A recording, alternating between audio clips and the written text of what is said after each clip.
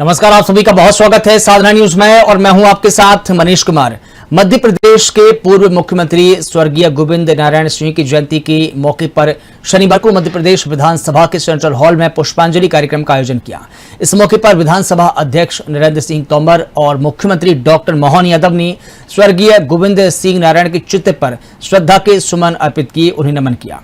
इसके बाद मुख्यमंत्री डॉक्टर मोहन यादव दतिया विधानसभा उपचुनाव में प्रचार करने पहुंचे, जहां उदगुबा और उपराय में चुनावी सभा को सीएम डॉक्टर मोहन यादव ने संबोधित किया। देखिए ये खास रिपोर्ट।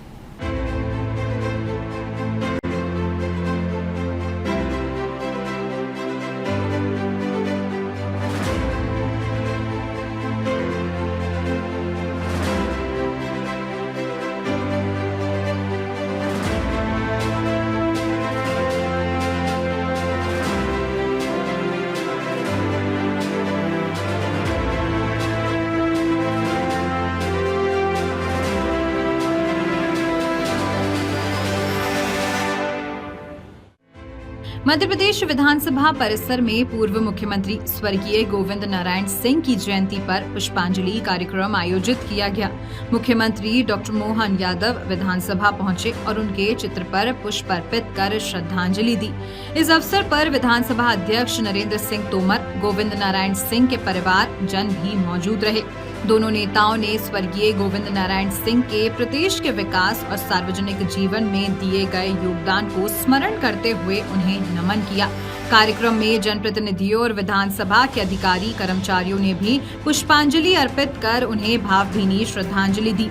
मीडिया से चर्चा में मुख्यमंत्री डॉक्टर मोहन यादव ने कहा कि मध्य प्रदेश शासन ने रीजॉइनिंग नियमों में बड़ी छूट देते हुए अतिथि शिक्षकों को बड़ी राहत दी है, जिससे 90% ई अटेंडेंस की अनिवार्यता और हटाए जाने वाले पुराने आदेश से राहत मिली है। सीएम ने कहा कि मध्य प्रदेश सरकार ने राज्य के 4 बड़े महानगरों में नए फास्ट ट्रैक कोर्ट स्थापित करने की घोषणा की।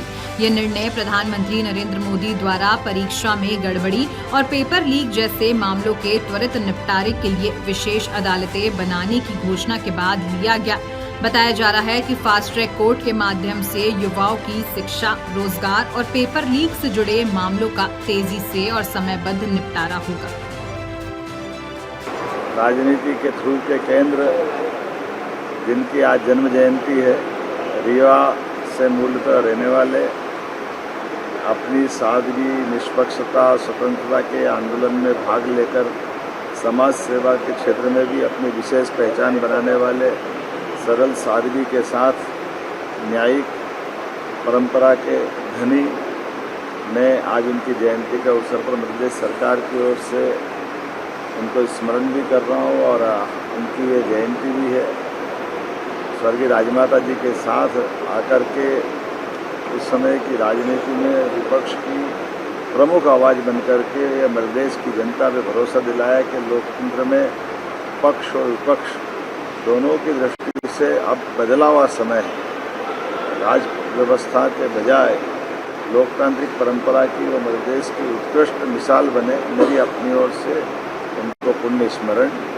हम पुनः आज विधानसभा के हमारे माननीय अध्यक्ष जी को धन्यवाद देना चाहूँगा, जिनके कारण से प्रत्येक मुख्यमंत्री या विधानसभा अध्यक्ष ऐसी महत्वपूर्ण हस्तियों की जयंती मनाने की आपने उत्कृष्ट परंपरा कायम की है, जिनके कारण से हम अपने राज्य के अंदर बीते उस इतिहास की ऐसी महत्वपूर्ण हस्तियों को स्मरण करते हैं। मैं बाबा महाकाल से विनम्र प्रार्थना करता हूँ कि फिर हमारे बीच में ऐसे उत्कृष्ट नेताओं को इस लोकतंत्र के लिए पुनः अपने आशीष देकर के भेजे, ताकि दुनिया का सबसे बड़ा लोकतंत्र अपनी गौरवशाली यात्रा के ऐसे हस्तियों को हमारे बीच में पुनः लोकतंत्र की मजबूती के लिए मौका दे। जैसे आपकी जानकारी में है, माननीय प्रधानमंत्री ने परसों अनाउंस किया और मध्य प्रदेश उन राज्यों में से जिसने सबसे पहले हमेशा कोई भी निर्णय प्रधानमंत्री का होता है उसको लागू करने वाला पहला राज्य मध्य प्रदेश बनता है। कल हमने अपने प्रकार के समसामयिक ऐसे द्रुत गति से चलने वाले मुकदमों के निवारण की दृष्टि से, उनके क्रियान्वयन की दृष्टि से 4 फास्ट ट्रैक कोर्ट की घोषणा की है, जिसमें ऐसे तमाम प्रकार के अपराधी जो किसी भी प्रकार की कोई परीक्षा के या परीक्षा से जुड़े हुए किसी भी घटनाक्रम में या जिन पर मुकदमे बनते हैं तो 3 महीने से कम समय में फास्ट ट्रैक में उनका निराकरण होगा। मुझे इस बात का संतोष है कि कल ही हमने सुबह ऑर्डर निकाला और शाम को हमने इंदौर, भोपाल, ग्वालियर, जबलपुर चारों स्थानों पर 4 फास्ट ट्रैक कोर्ट की स्थापना कर दी। माननीय कार्यवाहक चीफ जस्टिस ने भी इससे संबंधित आदेश जारी कर दिए। ये हमारे माननीय प्रधानमंत्री जी की भावना भी है और हम सब सदैव अपने विद्यार्थियों के साथ हैं। विद्यार्थियों के लिए ही माननीय प्रधानमंत्री जी ने जैसे ही लगा तो उनने एग्ज़ाम भी निरस्त कराई, कठोर कार्रवाई भी की और लगातार कार्रवाई भी जारी है। हमारी पूरी सहानुभूति विद्यार्थियों के साथ है। नीट के मसले को लेकर के आगामी समय में भी और अच्छी प्रकार से परीक्षा संपन्न हो। ये भी मैं उल्लेख करना चाहूँगा कि माननीय प्रधानमंत्री जी के कार्यकाल में ही हमारे मेडिकल कॉलेजों की संख्या भी डबल से ज़्यादा हुई। विश्वविद्यालय भी 641 विश्वविद्यालय थे, आज की स्थिति में 14 से ज़्यादा विश्वविद्यालय हुए हैं।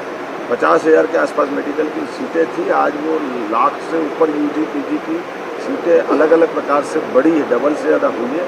हर प्रकार के विद्यार्थियों के लिए माननीय प्रधानमंत्री के मन में सकारात्मक भाव है और हम उम्मीद करेंगे प्रधानमंत्री जी और केंद्र सरकार जो करेगी बेहतर है। सर, आपने भी बड़ी सौगात दी, अतिथि शिक्षकों को सौगात दी सर, अतिथि शिक्षकों को एक बड़ी सौगात आपने। हमारा प्रयास है, हम सभी प्रकार के शिक्षा से जुड़े हुए मसलों को संवेदनशील तरीके से लेते हैं, चाहे शिक्षक वर्ग का हो चाहे विद्यार्थी वर्ग का हो।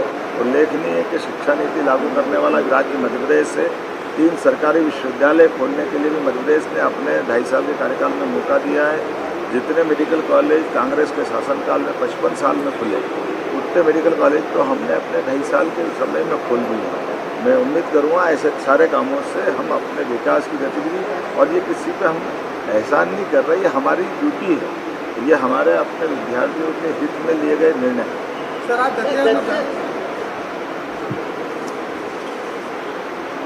आज मध्य प्रदेश विधानसभा में हमारे राज्य के पूर्व मुख्यमंत्री श्री गोविंद नारायण सिंह जी को स्मरण करने के लिए यहाँ एकत्रित हुए हैं। मुझे कहते हुए प्रसन्नता है कि इस विधानसभा में ये परंपरा प्रारंभ हुई। इसके कारण से हम अपने पूर्वजों को याद कर पा रहे हैं, उनके बारे में जान पा रहे हैं।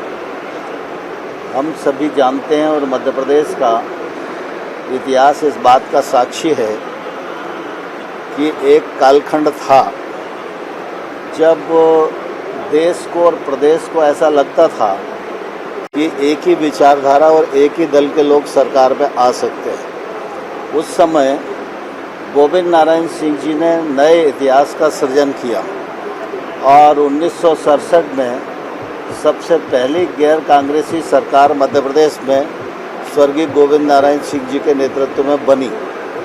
यह अपने आप में बड़ा साक्ष्य हम सब लोगों के सामने है। वे बहुत अच्छे शिक्षाविद थे, बहुत अच्छे विद्वान थे और विशेष रूप से आध्यात्म के क्षेत्र में उनकी जानकारी अपने आप में अद्वितीय थी। राजनीतिक क्षेत्र में, कानून के क्षेत्र में तो उनका अध्ययन था ही, लेकिन रामायण और गीता जी के बारे में भी उनका अध्ययन बहुत ही विशद था।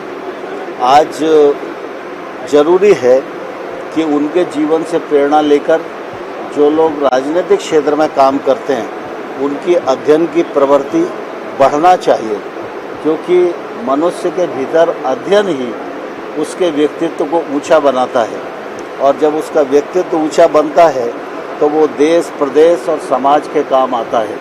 आज स्वर्गीय गोविंद नारायण सिंह जी हम सबके मध्य नहीं हैं, लेकिन उनका प्रेरणादायी जीवन, उनकी कार्य पद्धति हम सब लोगों के सामने है।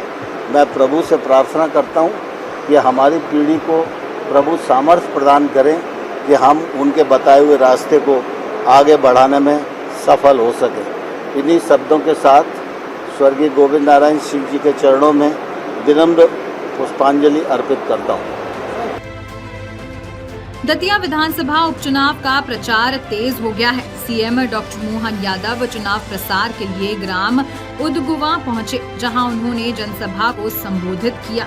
मुख्यमंत्री डॉक्टर मोहन यादव ने बीजेपी प्रत्याशी आशुतोष तिवारी के पक्ष में मतदान की अपील की। इस दौरान कैबिनेट मंत्री तुलसी सिलावट और स्थानीय नेता भी मौजूद रहे। दतिया विधानसभा उपचुनाव के लिए 30 जुलाई को मतदान होना है। इसके बाद मुख्यमंत्री डॉक्टर मोहन यादव सीतापुर के उपराय पहुंचे, जहां उन्होंने चुनावी सभा को संबोधित किया। बोले भारत माता की, भारत माता की, पीताम्बरा माता की। दतिया उपचुनाव और मंच पर विराजमान हमारे जिलाध्यक्ष एडवोकेट रघुवीर सिंह कुशवाहा जी, हमारे यहाँ संगठन में जिले का अध्यक्ष सबसे पहले बोला जाता है, और अभी अभी जिनने अपना भाषण दिया, दतिया के विकास के पर्याय हमारे अभिन्न मित्र और पूर्व मंत्री श्रीमान नरोत्तम मिश्रा जी, जोरदार अभिनंदन करें। इसी मंच पर मौजूद हमारे प्रत्याशी श्रीमान आशुतोष तिवारी जी के लिए भी जोरदार ताली बजा के अभिनंदन करें। मंच पर विराजमान पूर्व मंत्री हमारे वरिष्ठ विधायक माननीय भूपेन्द्र सिंह जी, जोरदार अभिनंदन उनका भी करें। हमारे अपनी बहन यहाँ की सांसद, सक्रिय सांसद श्रीमती संध्या राय जी, जोरदार अभिनंदन उनका भी। माननीय सांसद श्रीमान भारत सिंह कुशवाहा जी, जोरदार अभिनंदन भारत सिंह जी का भी करें। और लगातार सरकार की ओर से यहाँ काम का अपना आगाज करने वाले माननीय मंत्री नरेंद्र शिवाजी पटेल, जोरदार अभिनंदन इनका भी करें।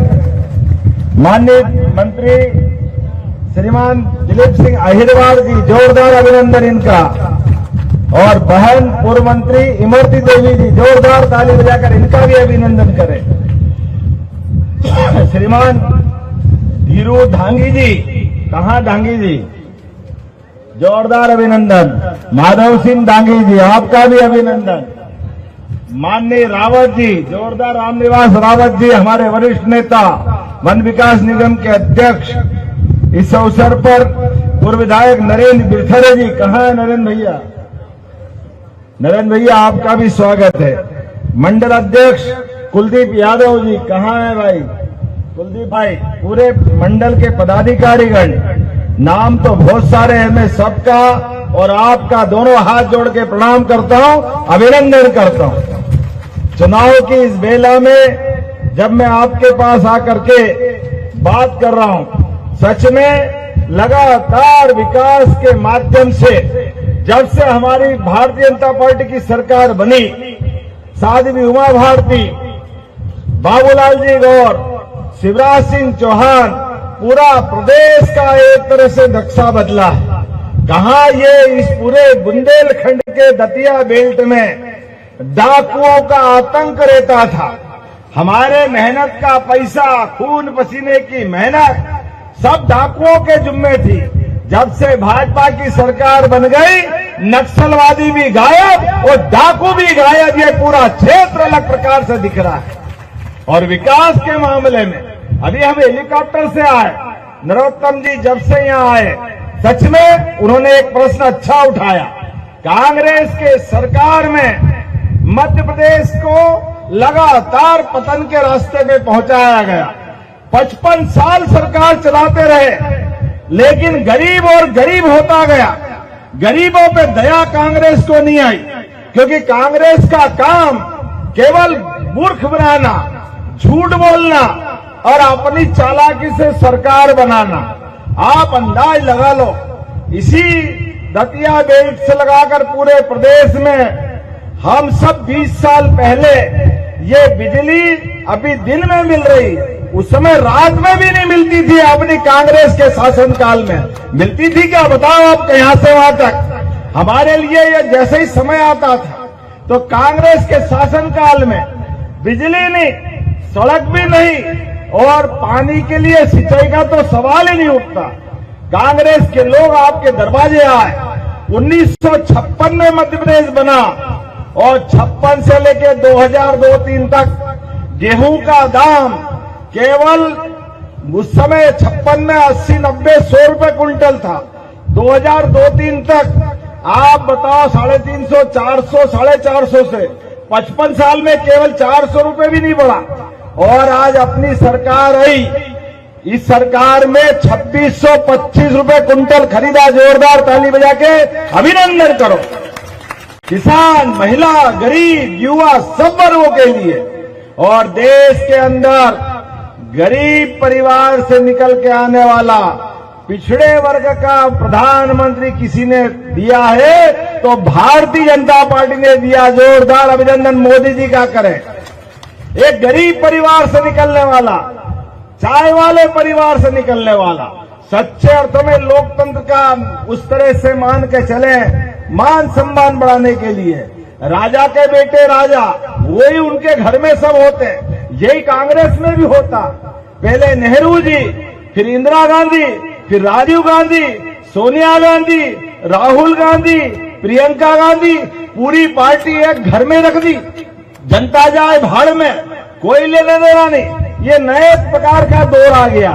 आज आप बताओ, अटल बिहारी वाजपेयी, जोरदार ताली बजाए भारत रत्न अटल बिहारी वाजपेयी के लिए। आपके ग्वालियर के अंचल से निकलने वाले गरीब परिवार के अंदर से पूरे देश में दहाड़ते हुए अपनी बात को रखते थे।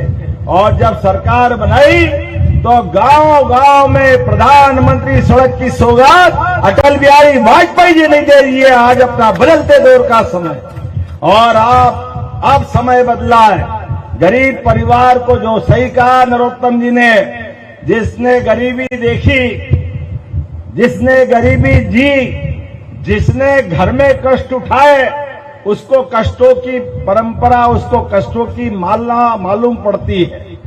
आप बताओ, घर के अंदर हमारा अपना घर का राशन, राम राज्य का जमाना या आज का जमाना? निःशुल्क राशन देने का 80 करोड़ से ज्यादा लोगों के लिए यशस्वी प्रधानमंत्री नरेंद्र मोदी जी के लिए जोरदार ताली बजा के अभिनंदन करें। युवाओं के लिए हमारी सरकार जितना काम कर रही था कोई नहीं कर रहा है। हम सब चाह रहे हैं कि युवाओं की दृष्टि से रोजगार भी हो। मेडिकल कॉलेज की संख्या बहुत तेज गति से बढ़ रही है। आज हम जब आए सरकार में तो 5 मेडिकल कॉलेज थे, आज 34 मेडिकल कॉलेज है और 2 साल बाद 52 मेडिकल कॉलेज हमारे यहाँ बनने वाले हैं। पहले हमारी सरकार, भाजपा की सरकार के बनने के पहले 2002-03 तक केवल 500 सीटें मेडिकल कॉलेज की थी। आज की स्थिति में 5,500 मेडिकल की सीटें हैं यूजी की और लगभग 10,000 सीटें होगी। ये हमारी कमिटमेंट है। इस तरह से हम लगातार आगे बढ़ रहे हैं। मेरी अपनी ओर से बधाई।